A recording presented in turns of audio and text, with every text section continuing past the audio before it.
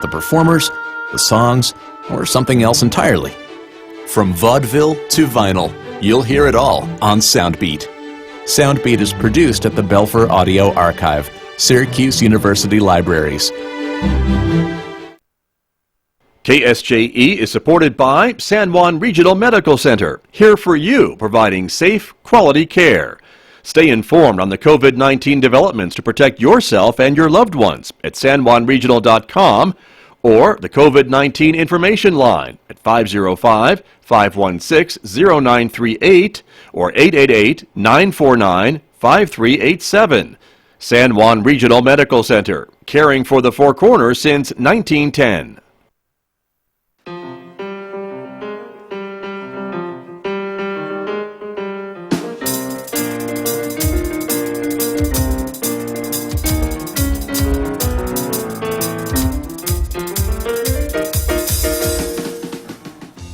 Ten minutes past 8 o'clock. We have made it to Friday, April 24th. Good morning, everyone. I'm Scott Micklin. Thank you for tuning in to KSJE 90.9 FM over the air here in San Juan County, 103.3 FM over the air in Durango, and of course we're streaming everywhere from our website, ksje.com. Special good morning also to our viewers because this is a visual radio program. We're streaming the video live to the KSJE YouTube channel and to our Facebook page. Welcome aboard, everyone. Glad that you are with me this morning. Coming up in the next few moments, we are talking about the energy industry today. What is going on with oil prices and the natural gas markets in the San Juan Basin and around our state? We'll be talking with two experts. I can't imagine anyone better to talk to about this topic. Dr. Daniel Fine will be joining us to talk a little bit about the oil industry.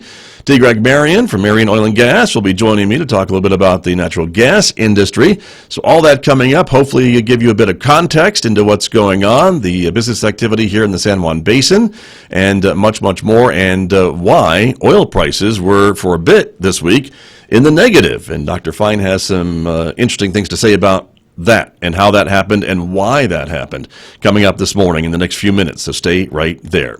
Mick Hess will take us roving with the arts in the next hour at 9:06 a.m. Today, Mick is playing music from the Broadway production of Jacques Brel is Alive and Well and Living in Paris. It is a Broadway production that you may not have heard of. It certainly is one of the more obscure ones, but that's coming up today, 9:06 on Roving with the Arts today on KSJE.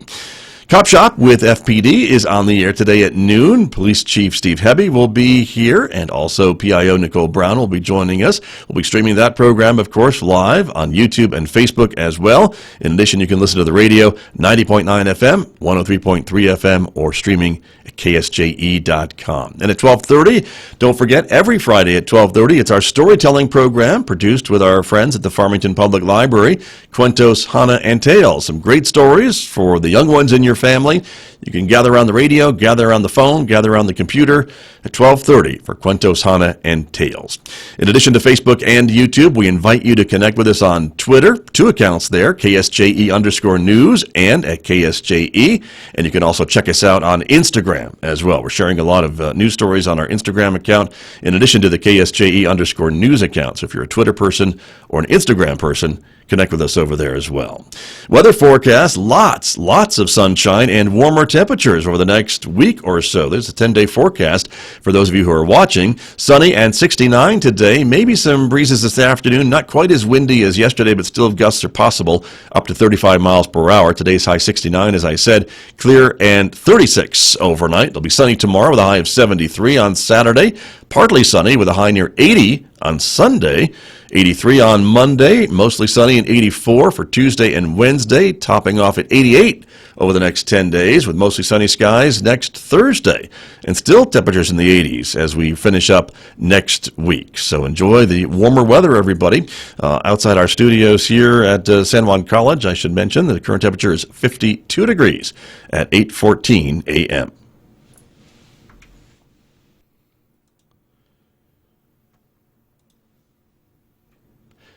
Joining me this morning to talk a little bit about energy in New Mexico, specifically the oil and gas industry. We're thrilled to be joined by Dr. Daniel Fine, the Associate Director of the New Mexico Center for Energy Policy. Dr. Fine is joining us from Placitas, New Mexico. Dr. Fine, good morning. Good morning to you. Thank you for joining us. We appreciate you being here. Great to be able to talk with you. Also, joining us this morning, T. Greg Merrion, the president of Merrion Oil and Gas, who's here in Farmington. Mr. Merrion, good morning. Good morning, Scott.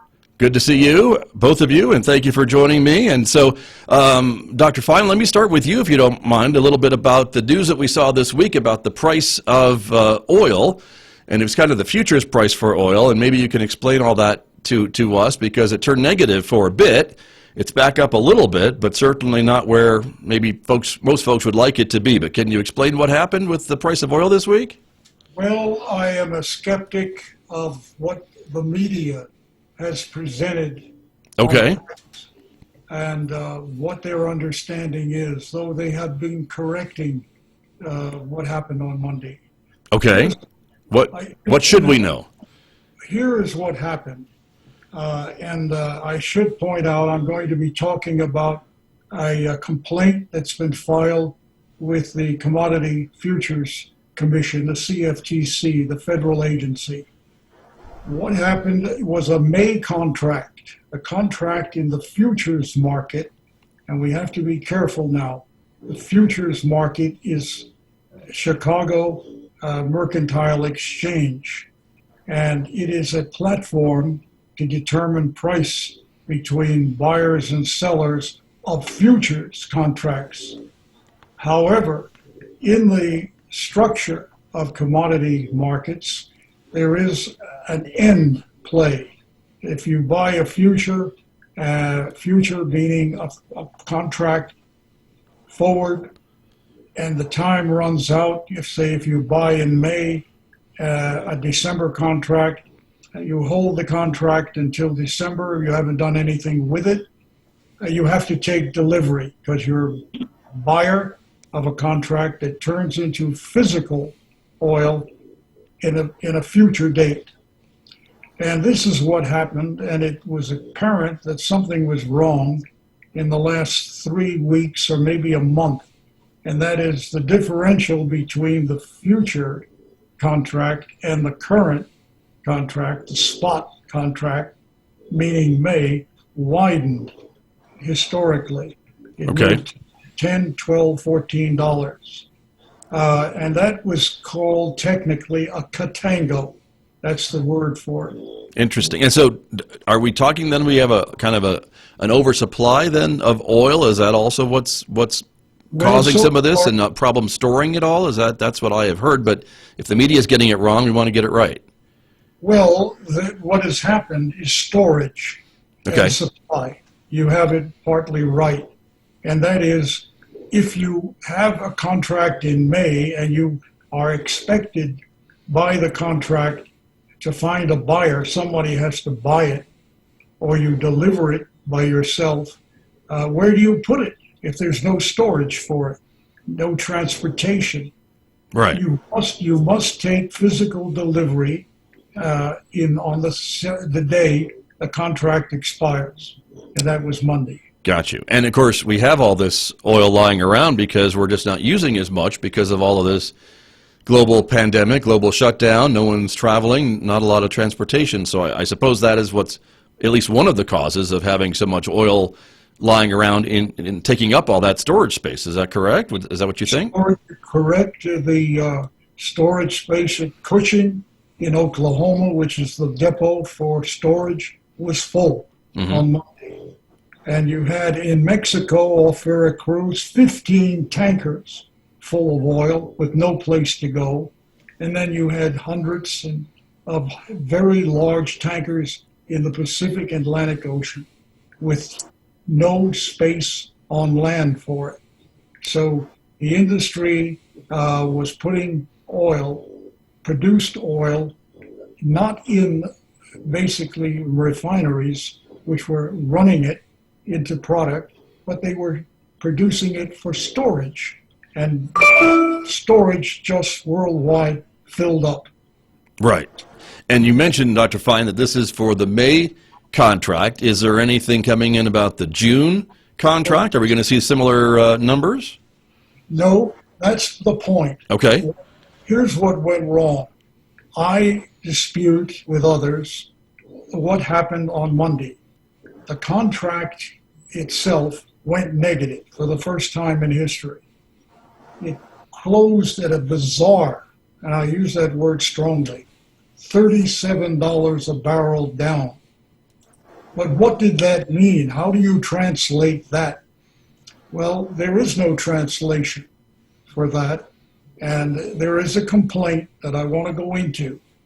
The Chicago Mercantile Exchange, which manages the futures trading, changed the computer model and gave no notice to the market. And within hours, changing a model which allowed for the first time in history a negative price for a contract, a futures contract, on the last day. Remember, keeping in mind that you must take delivery, this new computer system, a model, allowed negative prices. I see. So before that change, then that wouldn't have been allowed to happen through the computer system? Is that what you understand? So the first computer system would have just simply resulted in a price of zero, meaning the contract for May expired. That's the expiration tradition, that there's no money, no action, no activity in that contract, and it automatically goes to the June contract. And the June contract was trading alongside of May and so on. But those who held long positions, meaning they owned a contract for May, had no place to put that contract, no buyer, no storage. And normally this would mean they'd lose money. Right. But the model was changed, and the model means negative pricing for the first time in history.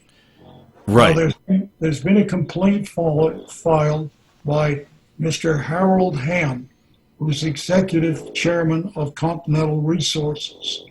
And the model that he says failed, or there is market manipulation.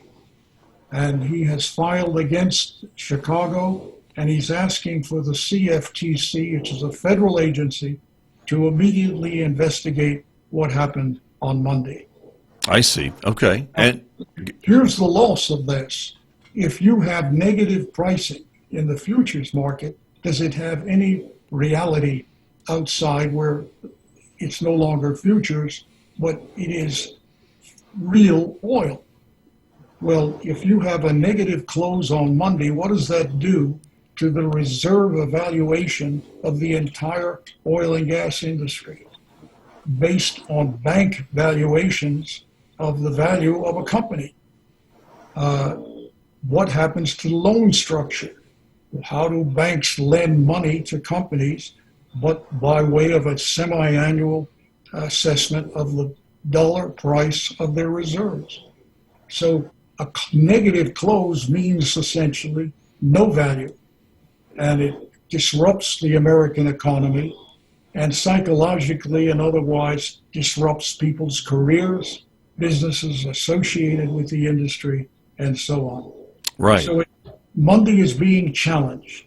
Understood. And it was either a failed computer model at the last moment by the Chicago Mercantile Exchange, or it was manipulation. And let me point out a negative closing on May on one side for those who had contracts and owned a contract, they lost money. But on the other side, there's always a winner. And those who went short, meaning they sold that contract sometime, and they sold the contract basically borrowing as they do in a futures market, and they made money on that day. I mean, they were Sure. They were Well, the sure. winner. Right. And so is there any indication yet what the what those watchdogs are going to be doing from this complaint? Are they taking it, and we're going to hear something soon from them? It was filed yesterday, I see. and I think we're all waiting with what happens. I mean, there's two serious charges. One, Harold Ham and Continental are saying the market was manipulated. Those who were short made money on this. Those who were long lost quite a bit. Second is a technical problem, that is the computer system failed, and the change in Model 1 to Model 2 was the failure. And then the notification that immediately on one day. Here's the bizarre part of it. Okay. In the last, I'm going to just give you a number. In the last 22 minutes of the contract, we had 22 minutes of trading on Monday. Price went down $40 Right. in 22 minutes, and $25 in a 3-minute span in just 3 minutes. This is highly irregular in a futures market or any market. Did the computer system fail, or was there manipulation? We should expect some, certainly from the CFTC, which is federal, some prompt explanation and probably a review, a study. The Chicago Mercantile Exchange also has to explain itself why it was one model installed on the very day without notice, and secondly, allowing for the first time in history a negative price. Right. So I just want to conclude, but you may have a question, that this is highly irregular. We can't say what it was behind it. That's what the complaint is. But I say it does not stand, because behind it, while the May contract in minutes, 22 minutes going down $40, the June contract is traded. So the value of those closing 30 minutes on Monday, the real value is not the closure of a futures contract, but the June contract. And the June contract was $19 or $20 a barrel. Right. So I'm essentially in opposition to the interpretation that the price of oil went negative on Monday. Understood. And I appreciate that context, Dr. Fine. And so just briefly, would that mean that maybe some of these contracts be thrown out that were then signed at that time or agreed to at that price? Or what could happen to those May contracts then that were reflecting that crazy price? Well, there'll be other winners, and they will be the law firms. There'll be I see. Okay. a lot of litigation and suits against Chicago, the Merck, Right. and so on. I think that's where it'll happen. I see. And we're talking, I don't know how many, is it millions? Is it billions of dollars? I mean, this is major dollars, right, on these contracts. Major dollar. We're trading 25,000 contracts a day. Yeah. And then you see what happened in the last 22 minutes, and at $40 losses and so on. Right. This is major financial changes taking place. Understood. And so as you mentioned, unprecedented. You haven't seen that. We haven't seen that before, ever. We have never seen a price of oil in the United States zero, minus zero, Right. as a future. Understood. Not in a real barrel, but as a future barrel, a paper barrel, it's called. Correct. Never existed. Gotcha. Well, Dr. Fine, I'm going to come back and ask you a question about what this means to the New Mexico state budget. But first, I want to go to T. Greg Merrion, who is standing by from Merrion Oil and Gas, to talk a bit about the other energy industry in New Mexico, one of the others, and that's natural gas, of course. And that's what we live in and breathe up here in the San Juan Basin, of course. T. Greg Merrion, talk to me a little bit about the natural gas industry these days. We were talking before we came on the air this morning that we have only one working rig in the basin as of right now. That's right, Scott. And I guess I should point out that through the years that we produced oil and gas, we've gone through a number of boom and bust cycles.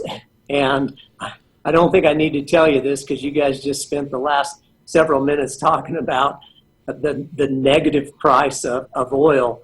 But the reality is we're knee deep in a bust cycle right now. For both And, oil and natural gas, is that what you're saying? For both oil and natural gas. So Dr. Fine talked about oil, but the price that San Juan Basin producers received in April for natural gas was $1.08 per MMBTU. And that is the lowest natural gas price that we've received in the last 3 decades since gas was deregulated and started trading on the open market. So in addition to oil prices being very, very low, natural gas prices are very, very low as well. Interesting. And just to give you a flavor for, what this looks like from a San Juan Basin producer's perspective, Merrion Oil and Gas operates 122 wells. And right now we have 40% of those wells shut in because they're uneconomic to be produced at these prices. And we were notified just within the last couple of weeks that our line of credit had been reduced by over 80%. The line of credit is the amount of money that we're allowed to borrow from our energy lender against the value of our reserves. And so because natural gas and oil prices have plummeted, the value of our reserves has dropped precipitously, and the amount of money the bank's able to loan us against those reserves has dropped correspondingly. Now, that sounds a little scary to me, T. Greg Merrion. Is that something you've seen before with some of these busts or not? We have seen it before, and it is extremely scary. Merrion is very, very fortunate that we did not go into this bust cycle with a bunch of money borrowed against our line of credit. Right. But you can imagine there are a number of producers that did go into this bust cycle highly leveraged with a lot of money borrowed against the value of their reserves. And what happens is the bank, contacts those producers just like they contacted us, and they tell them that they're going to reduce their line of credit because the value of their reserves has decreased. And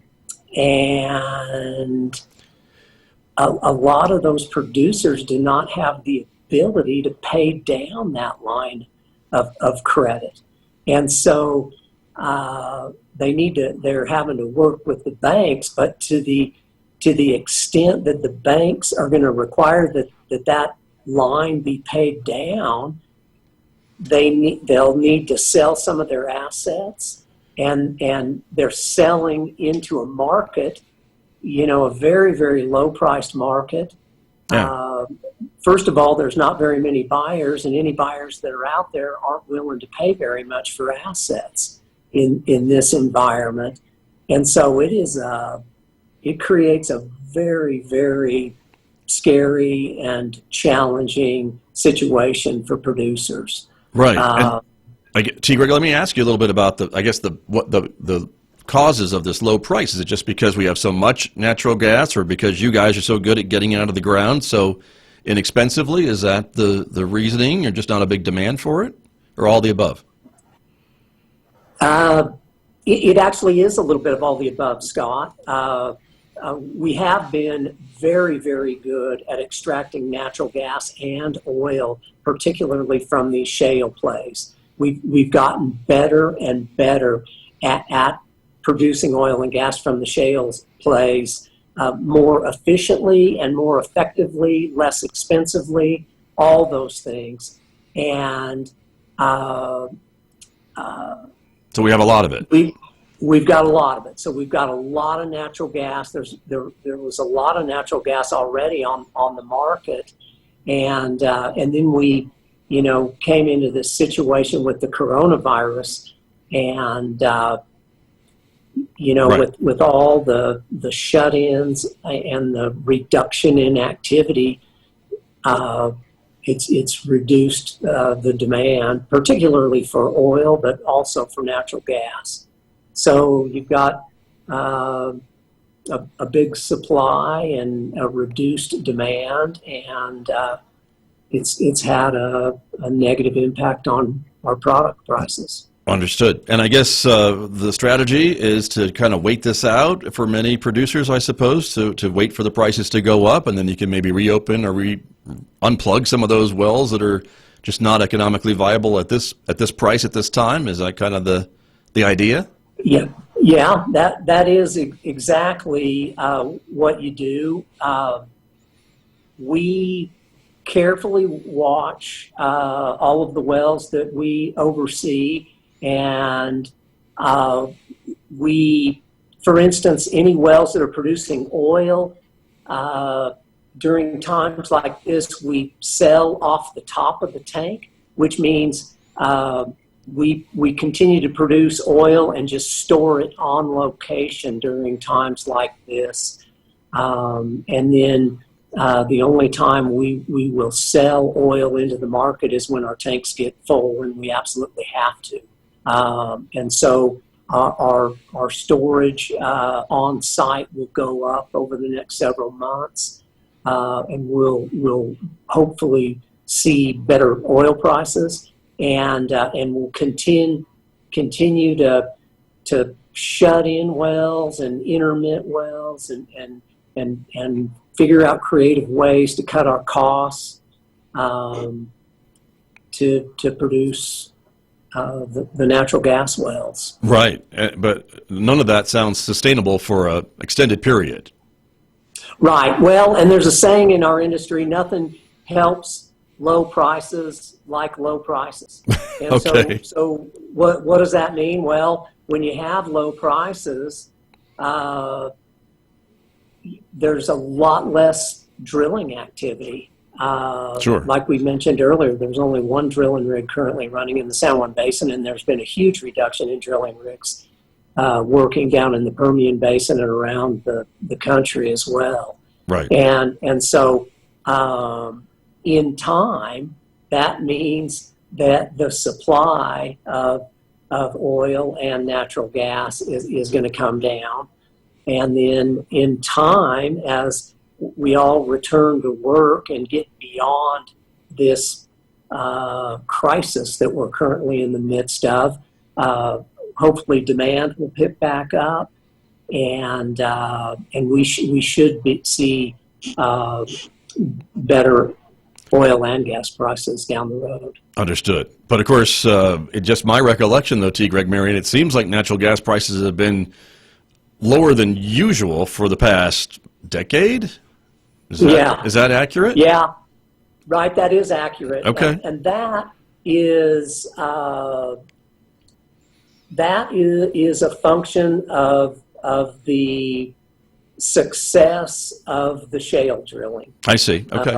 We're victims of our own success. We've done such a good job at finding and developing and producing natural gas from these shale plays that we've created a glut of natural gas domestically and driven the price of natural gas down pretty low. Got it. Okay. T. Greg Merrion, thank you. Let me turn back to Dr. Daniel Fine, who is joining us again from the Center for Energy Policy in New Mexico. Dr. Fine, you're still with us, I hope, and I wanted to ask you a bit about what this current low price for oil means for New Mexico, because we know our budget is highly dependent on revenue from oil more than natural gas, mostly oil, and so this has got to have folks in Santa Fe scrambling around a little bit. We've heard the governor talk about maybe a special session in June at the earliest, as maybe things maybe settle down by then, but do you have any thoughts about what this is going to do to the budget besides blow a big hole in it for our state? Well, I take the view that you must separate the supply demand of oil from the virus. The virus is a backdrop to supply, essentially a glut of supply in world markets and in the U.S. So what happened, I think, is important for the listeners, and that is in March, the OPEC conflict took place, and OPEC was running a 3-year agreement with Russia to withhold approximately 1.8 million barrels a day from the world market, that is, from exporting to the world market. And suddenly there was a dispute between Saudi Arabia, the major producer within OPEC and the dominant player, and Russia, which joined OPEC in the last 6 months or so. And the dispute was over the, again, demand, meaning the destruction of demand outlook a month ago because of the virus. Sure. The Russians took a view that it was not that serious, that the virus was no cause for a dramatic reduction of more oil from the world market by OPEC. The Russians took the Chinese view that the pandemic, which we had a following month and today, could be managed and was not justifying a change in world trading in oil. So Russia itself, a member, China, not a member, took the view against Saudi Arabia, which said this is a dramatic change and we must take more oil off the market, and in addition to the 1.8 million. And they came up with basically a price and a barrel estimate of taking 2 to 3 million more barrels off. And Russia, the minister of oil, walked out. I mean, virtually he was on technically, he was on electronics, but said going back to Moscow. So Russia, and that is the price war we had for almost a month, at which point was begun by Saudi Arabia, and Russia retreated from the earlier agreement, and Saudi Arabia promptly announced then, just a month ago, that it would put 2.5 million more barrels on the market, and the price war began at that point. Right. But then they got back together, didn't they, and come to some sort of an agreement, and then we saw what happened this week. Well, there's some sort of an agreement is what I'm skeptical about. I see. That was the initiative of President Trump by phone calls to both Saudi Arabia and Russia.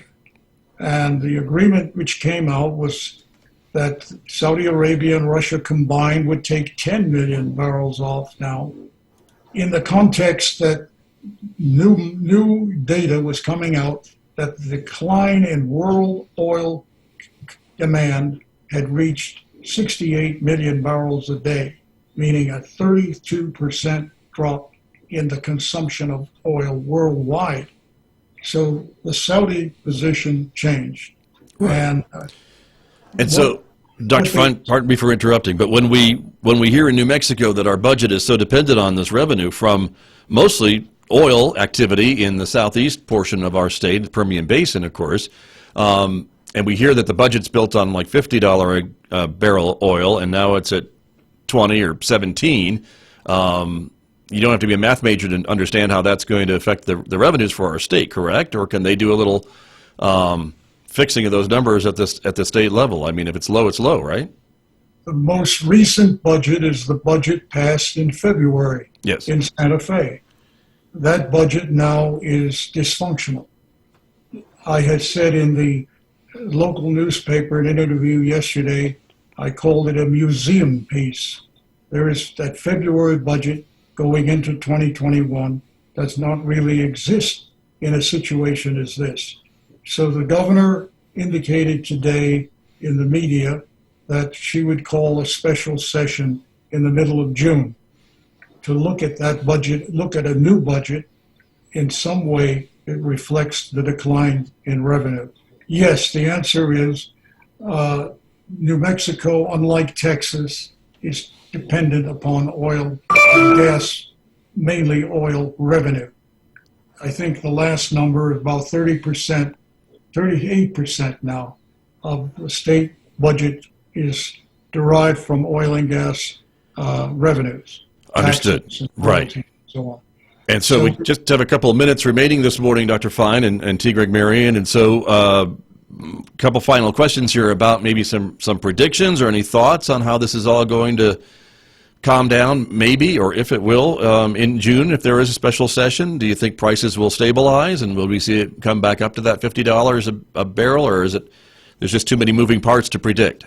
I think it's not difficult to predict. What will happen and what it needs to happen is the end of social distancing and the end of the virus by way of confidence and hope that a vaccine is on its way, and the social psychological change in others who have been isolated.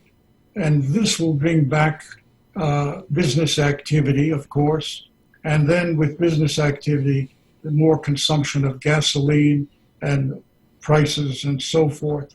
But we need a virus that changes by way of, yes, testing, and then, of course, the end of the dispersal of individuals into isolation, meaning the social distancing.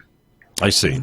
That will depend on social psychology about the virus and the potential for more virus. And I would predict a very strong election based on the virus factor, meaning between Biden and Trump, there will be many debates about the role, future and present of government.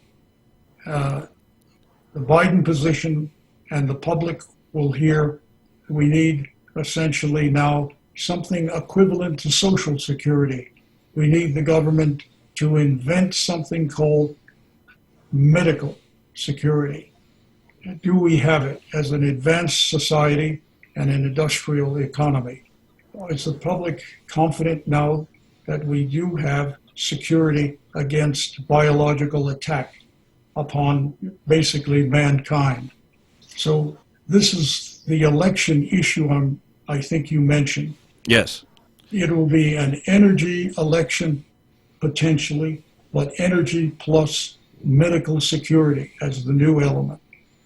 And one side will be, of course, strong government and medical security, and the other will say essentially, let's the market work, let's supply and demand balance it out. And between the two, we go to the polls in November. I would also be very skeptical about a comeback, a revival, a recovery. When it's all over, essentially, what happens in terms of the nature of the recovery? I would advise against basically a return to what it was before. If everyone thinks we're going back to 2019 or late 2018, and that things will be the same, and advocates of oil say we're going back to $60, I would be very skeptical about that. That's called basically a Y-shaped recovery. Look at a Y for a moment in your mind's eye, down and then up rapidly on each side.